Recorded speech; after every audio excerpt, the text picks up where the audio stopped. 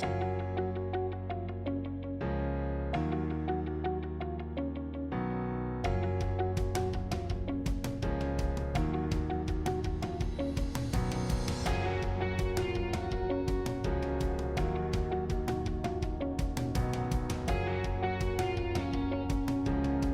afternoon, everyone. This is Matt Pfeiffer, and you are with us for Conversations on Retail. This afternoon, this is a conversation I've really looked forward to for some time. Turner Thompson is a district manager for Kroger and has responsibility for the Richmond and Virginia Beach area out in Virginia, of course. And he has been running stores, individual stores and multi-units as a district manager for almost 40 years and has forgotten more about the business than I and most of us would ever know. And I thought it would be a lot of fun to spend some time with Turner talking about, as much as we're reading and hearing and seeing from our offices and as we visit stores, there's so many details that I think that we miss because we don't look at things through the same lens as a store manager. So I want to spend some time with Turner talking kind of big picture at first, kind of about how the game has changed over the past 40 years and then getting into the details of how shopping and consumption and the brick and mortar shopping, everything is changing.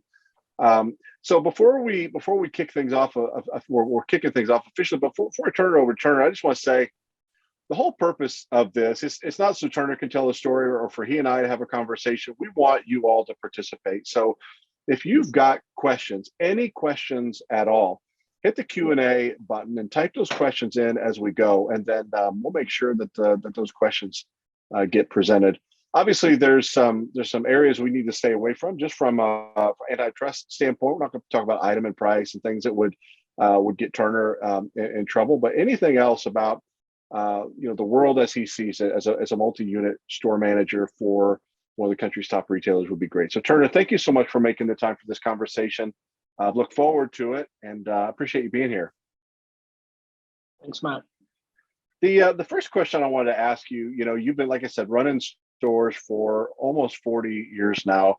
In what ways is the business different now than it was then? And in what ways is it the same? I mean, obviously, technology has come a long way. Store formats are different, but in what ways is the business still the same, and what are some of the more profound ways that it's changed?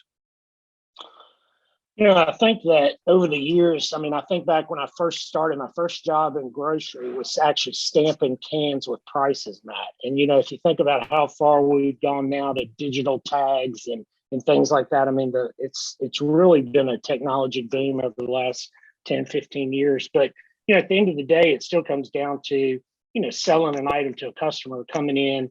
That customer wants that item. Is it in stock, on the shelf, at a good price, whatever that customer sees. And obviously there's 1,000 different, well, not 1,000, but there's different, high-low retailing, everyday low price. We've been through all those models, but, still at the simplicity of the business, it's still about having that item ready for that customer, however they want to shop nowadays, right? Because that's really the element that's changed. And then I think probably the most dramatic change is just really all the analytics and all the analysis and all of the reports and report generated of where the item is and where it's through the supply chain now. It's really, it's very technical. I guess it's gotten very technical on top of a very simple business at the end of the day, right? Yeah.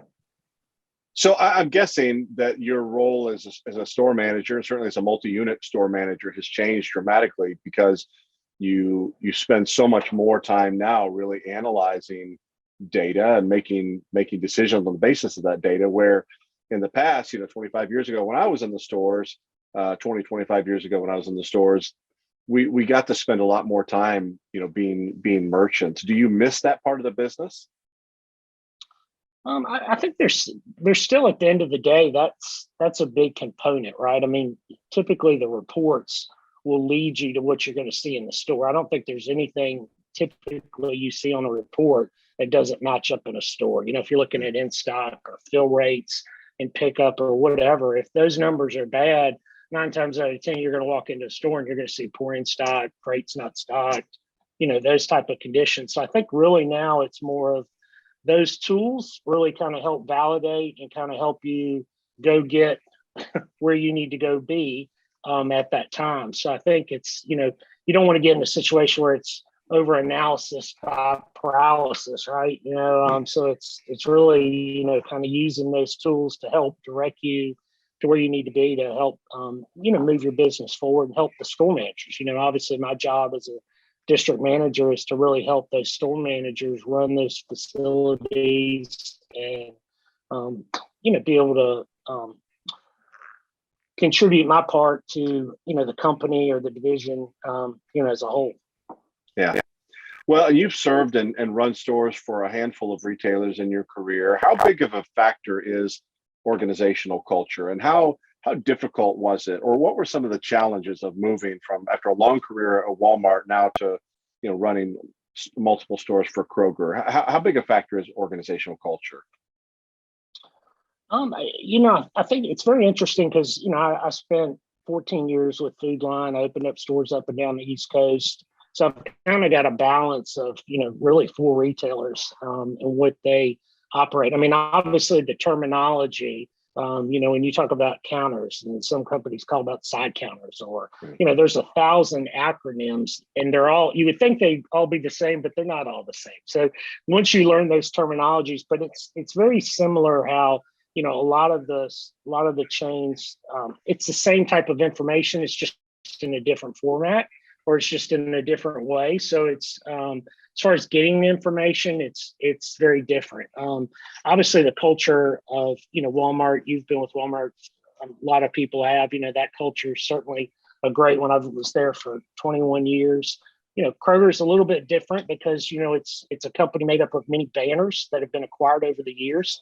And so each banner kind of has its own culture, its own tradition, things like that. But as a whole, Kroger as a company has a great culture, of uplifting and caring about associates and customers. So, it's learning.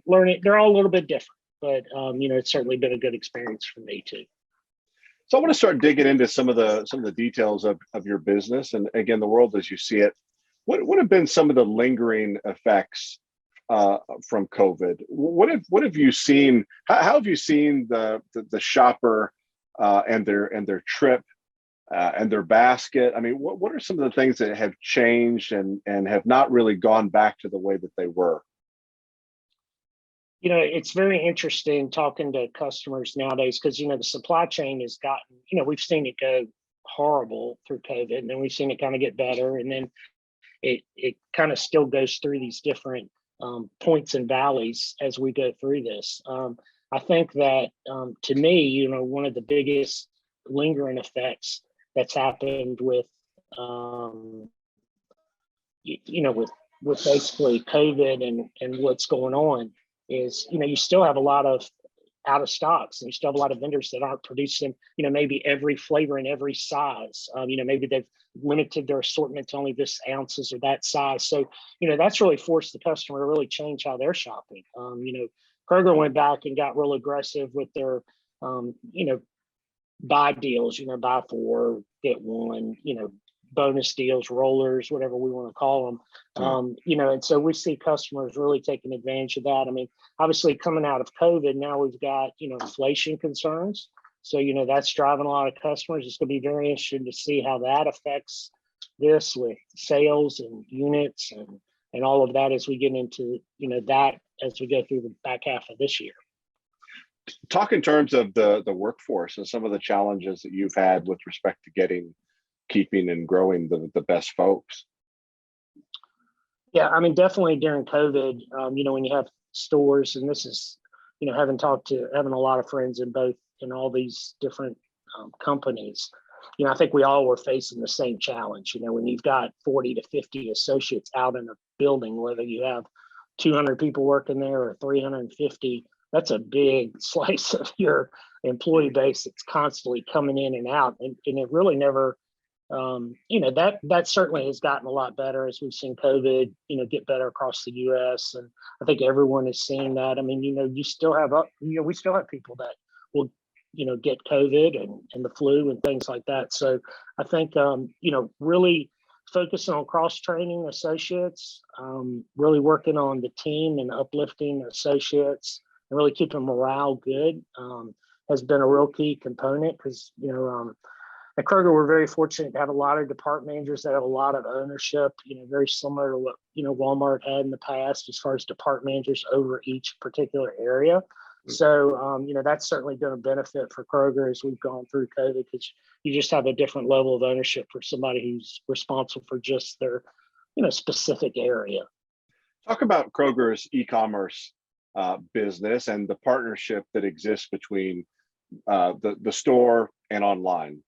And all this has been announced, by the corporate team. So, one of the things that's very exciting about Kroger and their fulfillment centers, these e-commerce store fulfillment centers, is I was reading the announcements the other day. One fulfillment center is equivalent to 20 brick and mortar locations. And so they've been able to drop those, the latest one was down in Florida, and that's equivalent to 20 stores. And, they've announced, 4 or 5 of those hub facilities going in across the US in different locations. And, e-commerce is, you talk about a spinoff of COVID, e-commerce really catapulted that business, to where people really got really convenient and handy with using the apps and the devices to order and have groceries either shipped to their house or come to the store and get them. Kroger's using a lot of partnerships and delivery services and things like that. And I think we're seeing that across all retailers. Everybody's, you're going to be in that space or you're going to be left behind in that space, right? So,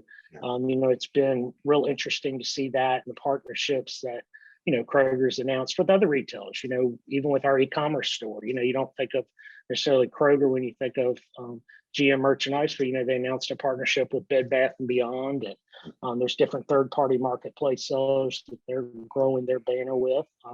So it's been very interesting to see the changes in e-commerce in all these retailers, because it's a very fluid situation, right? It's constantly changing, and every week you see a new announcement or a new partnership, that type of thing. So, again, just to remind the folks that are tuning in, if you've got any questions at all for Turner, hit the Q&A button and submit those, and would love to put those questions in front of them while we're together. One other question I've got about kind of lingering effects of COVID, with respect to trips and basket and impulse spending, are you seeing the shopper behave differently while they're in your stores? Are they coming with less frequency? Has the basket gotten bigger? Are they buying less impulse and focusing more on pantry loading? And any kind of big trends that you're noticing in your stores? Without getting obviously into specifics about data and sales, I think that our promotional activity really drives a lot of business. And, the deals and things, having come from an everyday, the majority of my career being everyday low price, that type of shopper coming back into an environment where it's, where it's a weekly ad and a deal type of deal and mega events. And it's very interesting, the difference in the two shoppers, without getting into specifics. But what I'll say is, the shopper is alive and well and has money to buy things that they want to buy. It's just a different shopper, right? And I think people are looking for deals, and I think they're looking for, what's the best deal for them, however they choose to shop. So, we see a lot of promotional activity and, a lot of progress in that field. Do shoppers, from your perspective, care as much about the experiential extras like demos, retailtainment, those sorts of things that were used to season a shopping experience in order to kind of slow them down, engage them with brands, and obviously contribute to impulse spending, growing that basket? Are shoppers lingering as much and dwelling in order to take advantage of some of those experiential extras in the way that they used to? Yeah, that's very interesting, Matt, because, when we went through the COVID, we went through about almost 2 years where we didn't have salad bars, we didn't do demos. With Kroger, we've got Murray's Cheese Shops, we do demos on that. We do Kroger being a different kind of full service grocery store with full service seafoods and cut meat departments. There's a whole lot of freshness into that model. So it's been very interesting to see that customer coming back and really engaging on that level. Demos are now back in force in the stores. So All that's been very interesting to see the customers get back involved in that. As stores are competing more and more for share of wallet with the e-commerce experiences that are getting better and better, how do stores stay relevant? How do stores keep shoppers coming back? Yeah, it's kind of interesting, the customer loyalty, right? Kroger's done a lot with customer loyalty programs, the gas program. It's very interesting, the differences in the partnerships, that each retailer has, right? And so it's very, very, very interesting, as gas prices have gone up, how that customer engages with us with fuel points and things like that to come in and shop. But I think at the end of the day, it's still right about great customer service and how you take care of that customer and how you leave them when they leave your store. Did you take care of them in their mind? And we do a lot of we call them promise shops and kind of visits to check on staff and to see exactly what we're doing behind the scenes. These are people that we don't know who they are, but just kind of gauges that shopper experience. And so it's been very interesting to help the stores as we get through that, as we get masks off and we start to smile again and greet customers. I think we're getting back to somewhat of a new normal, right? In the world of past COVID. So yeah, I think at the end of the day, right, it still comes down to a great shopping experience for the customer. Our friend Zach asks a great question. It says, Turner has mentioned how much technology has changed stores. Can you speak to which technologies have led to improved efficiency, better customer experience? Also, are there technologies that have been disappointing that you've seen kind of introduced and rolled out through the years, and especially in recent years? So I guess the first part I would take on is, everyone's using inventory tracking. With Walmart, we were doing that. Kroger's doing the same type of thing where, we're trying to track that inventory and how does it get from the back room to the sales floor, and then really using that inventory data to deliver, our balances, right? I mean, at the end of the day, it's all about how do you make sure the counter is full for the customer to shop. And so everything that we're doing as far as technology to help speed that up, whether it be using technology to key in our features so that they stay replenished, right? Or using that technology to find out where the item is in the store, right? So those are great technologies. There's a lot of technology that actually Kroger has that even Walmart didn't have, as far as some different technology, whether or not it's, to help us with when customers are going to get to the front end, to help us with that. Self-checkout technology, I think, is evolving and getting so much better than it was, even 5, 6, 8 years ago. And then a lot of the technology involved around how to prevent theft, at those checkouts. A lot of people are using, technology for that, Everseen or things like that to help with, preventing theft or, unintentional items leaving your store. All of those things, then at the end of the day, if an item doesn't get scanned right, it's going to throw off the balances. And then again, you come back to, at the end of the day, how do you make sure that inventory level is spot on so that we can either fill it through pickup or the customer can go and purchase that item off the shelf. And so all these technologies that kind of help the retailers get to that point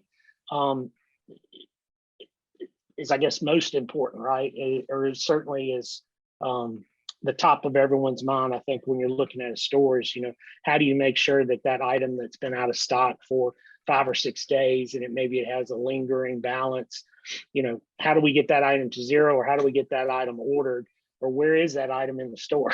What happened to it? They're still, at the end of the day, the biggest opportunities, I think, for every retailer, right? Well, and on-shelf availability is something that we just struggled with it forever. And it seems like just in the last couple of years, whether it's RFID, artificial intelligence, robotics, what have you, it seems like we're finally beginning to make a dent in it. And it's been fun to watch. Where are the areas beyond on-shelf availability? Where are there areas where you still feel like that there's a long ways to go with respect to technology helping to solve problems? The one thing I think about is self-checkout and how far we've come so far. But Now that experience isn't what it could be. It's still, a little bit frustrating as a shopper. But what are some other areas where you feel like we're not quite there yet?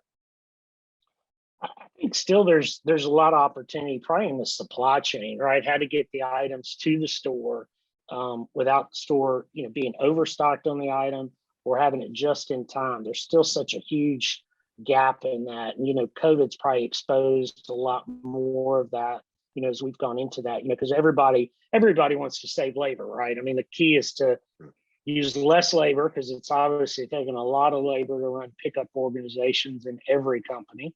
And so how do you really be the most efficient with that merchandise coming in to hit the store, go to the shelf without it creating overstock? That whole efficiency cycle. So to me, I think probably the biggest opportunity is still around that back end, getting it to the stores and locations and then getting it to the sales floor just in time, right? Or within that time that we need it. So COVID caught everyone off guard, and so many experts today are talking about supply chain disruptions, lingering inflation, shortages.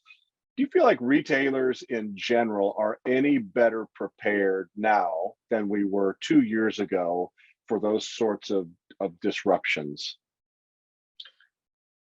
I think so. I mean, I think, one of the things that's been kind of interesting, and, Walmart announced this before about really getting into that end to end, whether it's buying cattle or, cattle processing plants. Kroger's been in that for years, local dairies and, Harris Teeter's own their own dairies and things like that. And so I think that more and more retailers are starting to see getting into the manufacturing or partnering in the manufacturing side of things so they can secure their portion of whatever they're trying to make or whatever we're trying to sell. It's been very interesting to look at Wegmans, for example. We do a lot of comparisons in stores. And for example, you may go into right now, like a couple of categories that stick out is like frozen potatoes and frozen Jimmy Dean box breakfast frozen meals. You can't hardly get them in any retailer, right? They come in, those categories they're almost impossible to get. But then when you go into like a Wegmans, which is, I don't know what their SKU count is compared to private label, but majority of their items are like Wegmans type branded items. And their supply chain is obviously a lot different when it comes to their private label in stock and things in the store versus what you see in some of the other retailers. Just a couple of other questions. And when you're walking your stores, what are some of the things that you identify quickly that helps you understand is this a good store, or is this a store that's got challenges? I mean, just kind of the art and science of running stores, especially as a multi-unit operator. More on the art side of things. You pull up to a store, you walk in the front door of a store. What are some of the early tells that let you know that this is a store that's being run well, or this is a store that probably has some issues? Well, I think we all talk about it starts right in the parking lot, right? What does the store look like as you come in? Trash, cleanliness coming in. I think from a consumer point of view and my point of view, you're coming in looking at, are things neat, clean, organized, conditioned, zoned, whatever terminology you want to use. Everybody uses something different. But I think those are the first things, right? And then obviously from a Kroger perspective, it's all about fresh for us. I mean, we want to make sure that we're best in class and fresh, so produce and floral typically are those first departments, so are they inviting, what do we see when we come in? And so right now, what types of presentations are we, putting out there for the customer, that's seasonal, relevant. So I think, as you're walking around a store, it still comes down to, like we talked about earlier, you don't have to overcomplicate it, but you need to be in stock on items, and you need to be conditioned. And if you don't have those elements, and you start scanning and looking at data, and you see balances, and you don't have bananas, or you don't have green beans or whatever, and it shows you should have them, then obviously you start to know, hey, we've got a lot of processes, right? Because whatever banner you're on or whatever retailer you're working for, right, it's still the 3 Ps, right? People, product, and processes. Yeah. And every retailer has those 3, and it just depends on how you execute those, and how well you follow up on those to deliver a good shopping experience. Last question I have. I know, like any good store manager, you're out there spending lots of time talking with shoppers. You're talking to your associates. What's on people's minds? What are we excited about? What are we optimistic about? By the same token, what are we nervous about? The whole world's talking about inflation and shortages, but beyond that, what's on folks' minds? Yeah, I mean, I think that the consumers are definitely ready. As we saw the mask mandates kind of go away. I think there was a huge relief. Customers could start to finally get back together. We started seeing, cakes and party tray orders and things like that. And we even see that going into Easter. So think I think for me, we're starting to see more people kind of getting back to that kind of family getting together or being with friends or celebrating events, whether it's, football, tailgating, basketball. I mean, I think that there's a lot of optimism about that. I mean, obviously there's a lot of price concerns and people are concerned about pricing and, whether it's the retailer or the manufacturer, they don't really understand all that, just like they don't understand why we don't have, what we had during COVID. So I think there's a lot of those concerns, but I think a lot of that's getting better. So I think there's a lot of optimism, Matt, as we look into summer and people getting out and being together. We're certainly seeing that foot traffic as we prepare for the Easter holiday. So, I think there's a lot of good things ahead for us, and we need that after the last couple of years for sure. Well, again, I don't want to wander too close into proprietary information that you can't share, but the data would suggest that shoppers have not really began to pull back in significant ways with respect to their spending as a result of inflation. As you shop, your stores and those of the competitors in that area where you're responsible for, is that your sense as well, that inflation is not biting hard enough that it's really impacted the spend on a unit sales basis yet? Yeah, I mean, I think again, without getting into that, I think what we're going to typically see is I think we're going to see customers are probably they're still going to buy groceries, right? We've been through a lot. I think we're probably going to start to see the data is probably going to start to show we're going to see customers shifting from maybe a major label brand to a private label brand. It's going to be very interesting to see how that data plays out over the next few months, 6 months, a year. But I think that every retailer is gearing up for that, knowing that, because obviously every time gas prices goes up, that's a huge ripple effect. And we see that. Obviously, we've got a great vehicle at Kroger with our fuel points and how we leverage that, tying that into the transaction. So we definitely see customers taking advantage of that, which is great for us. But it's going to be interesting, Matt, to see the data, right? Because that's going to prove that kind of shows the truth, I guess, behind all the theory. At the end of the day. Yeah, and I think that's why conversations like these are so important, because we can, watch CNBC and Bloomberg and hear what it is that they're telling us, and we kind of know from our own experience how our own shopping, patterns are changing and so forth. But talking to someone like you that's really out among the customers and seeing lots of stores, know you'd have a really unique perspective. Turner Thompson, District Manager for Kroger. It's always fun catching up with you. Thank you so much for making the time to do this. And I look forward to catching up with you when I head out east later this year. All right, good deal. Hey, thanks for your time today, Matt. Have a great day. Take care.